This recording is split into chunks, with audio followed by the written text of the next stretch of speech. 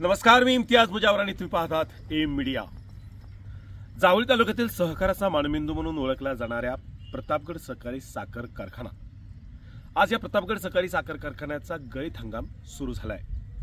तब्बल गेल्या 4 वर्षापासून बंद असणारा प्रतापगड सहकारी साखर कारखाना आज खऱ्या अर्थानं मोळी पूजन करून प्रत्यक्ष सुरू झालाय। त्यामुळे जावळी तालुक्यातल्या ऊस उत्पादक शेतकऱ्यांच्या आशा पल्लवित झाल्या।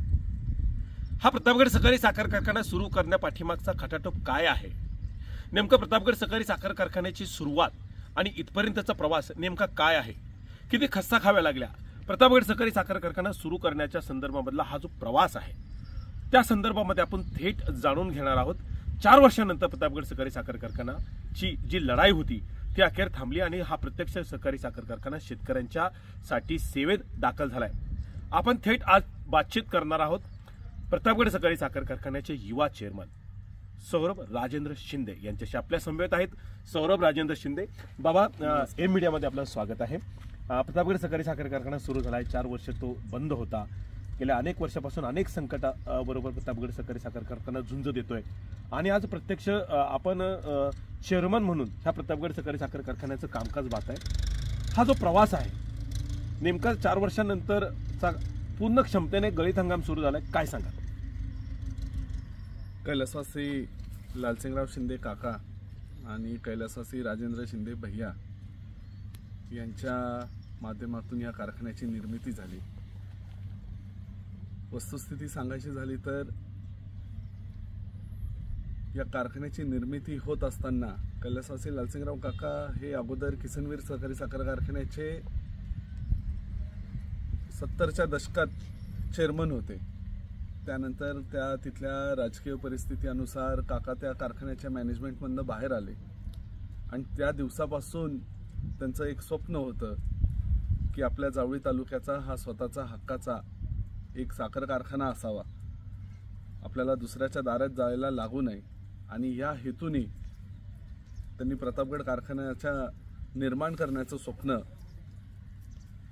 पाहिलं आणि त्यानंतरच्या काळात भैया असतील यांच्या माध्यमातून या दोघा पितापुत्रांनी मिळून ह्या सहकारी साखर कारखान्याची निर्मिती करण्याचं नियोजन केलं।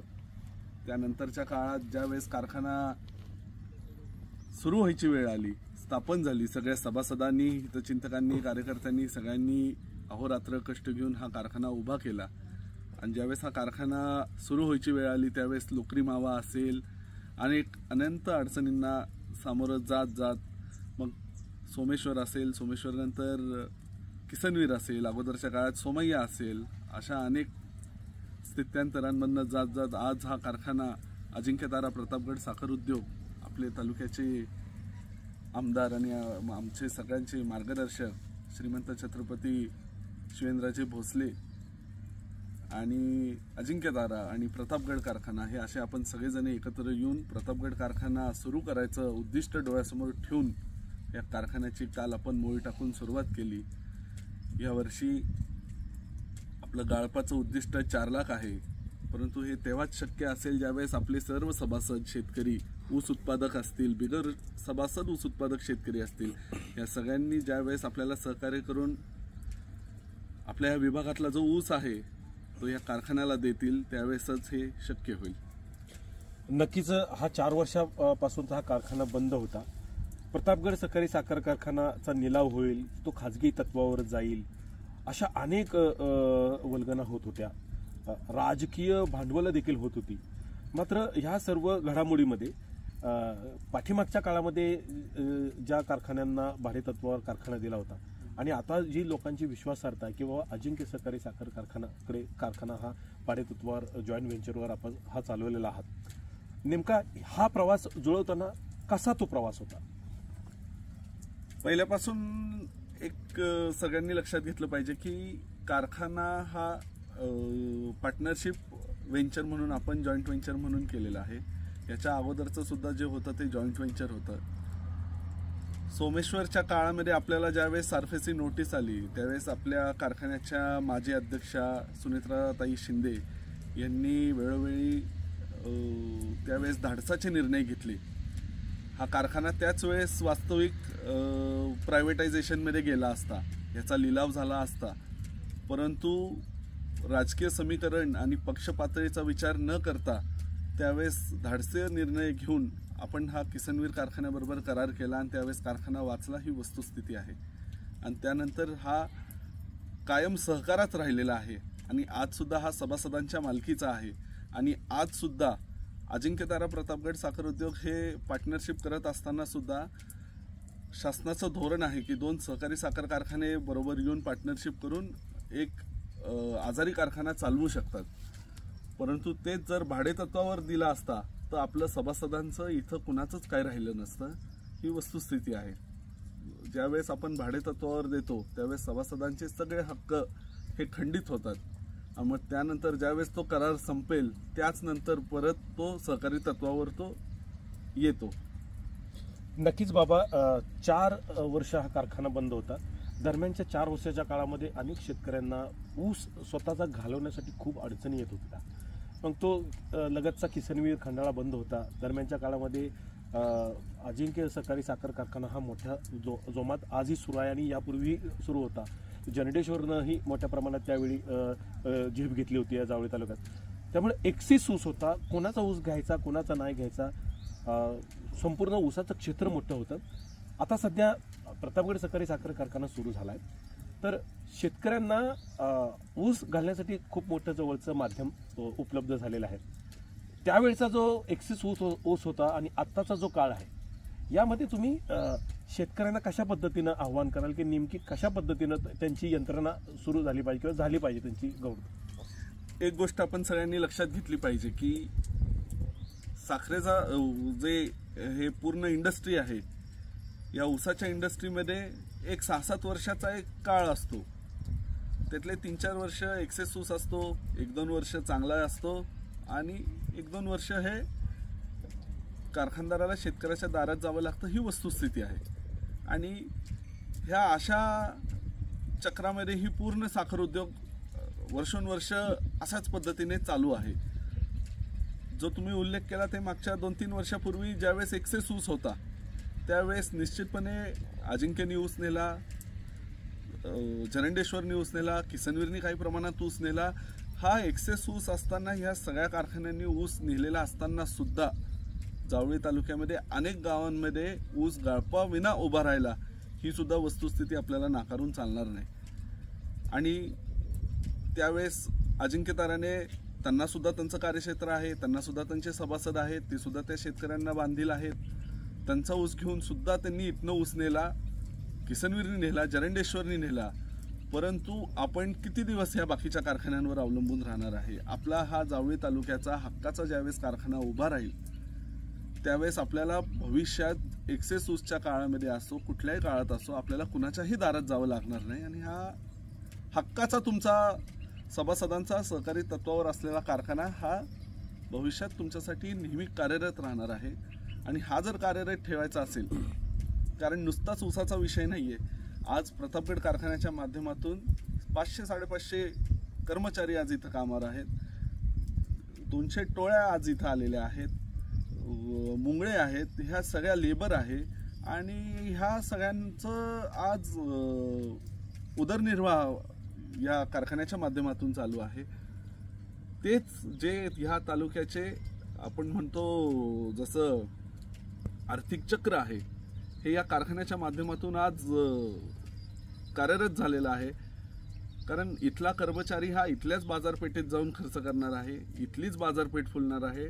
आणि प्रतापगड कारखान्याच्या माध्यमातून कर्मचारी असतील, शेतकरी असेल, हा सगळा पैसा इथंच आपल्या तालुक्यात फिरणार आहे. त्यामुळे एक आर्थिक वाहिनी म्हणून भविष्याच्या दृष्टीने आपण वेध घेऊन ह्या कारखान्याला सहकार्य करणं गरजेचं आहे. बाबा, प्रतापगड सहकारी साखर कारखाना ज्या दरम्यानच्या काळात बंद होता त्यावेळी अनेक शेतकऱ्यांच्या भावना अशा होत्या, ऊस प्रचंड वाढला होता. ऊसाच्या फड मालकाच्याकडे ज्यावेळी टोळी यायची त्यावेळी एकरी 15-15 हजार रुपये मागायचे. मला सांगतो, ह्या मागच्या काळामध्ये ज्यावेळेस एक्सेस ऊस होता त्यावेळेस इतके शेतकरी आम्हाला भेटायला यायचे, आम्हाला विनंती करायचे की 300 रुपये कमी द्या, 400 रुपये कमी द्या, 500 रुपये कमी द्या, परंतु आपला प्रतापगड कारखाना चालू करा.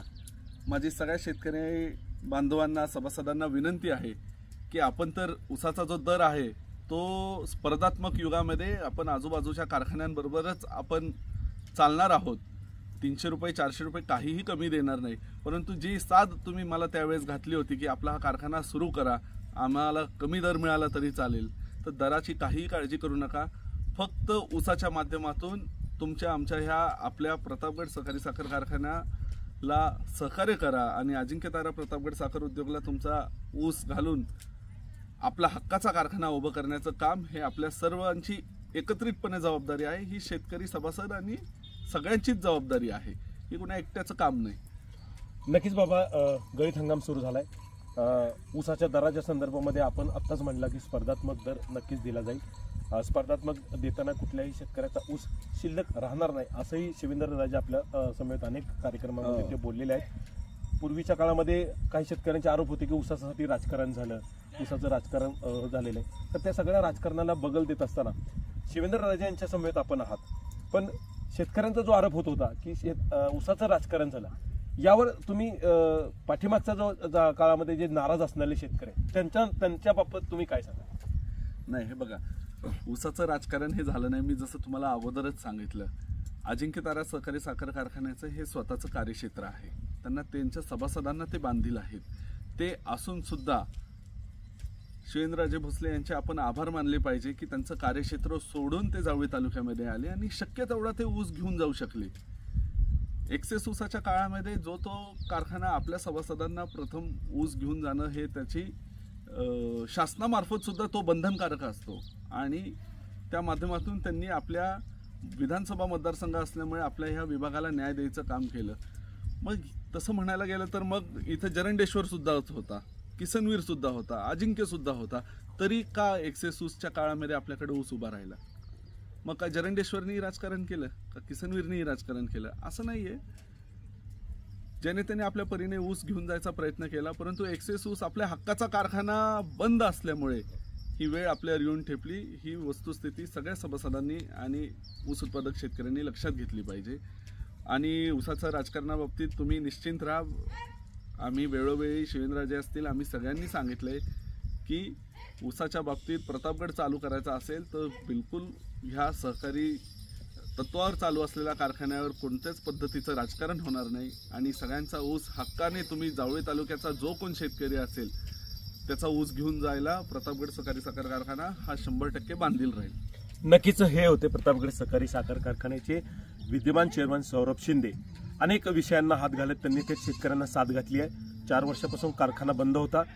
अडचणीच्या काळामध्ये प्रतापगड सहकारी साखर कारखान्याला ज्या शेतकऱ्यांनी मदत केली आणि एक्सिस ऊस ज्यावेळी होता त्यावेळी खऱ्या अर्थानं प्रतापगडची गरज शेतकऱ्यांना, स्थानिक ऊस उत्पादक शेतकऱ्यांना भासली होती. आता प्रत्यक्ष प्रतापगड सहकारी साखर कारखाना सुरू झालेला आहे.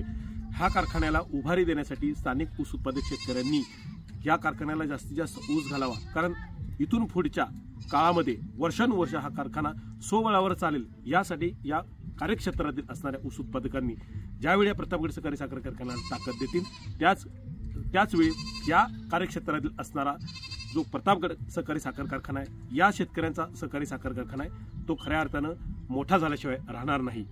Imtiaz Mujawar, M media, Satara.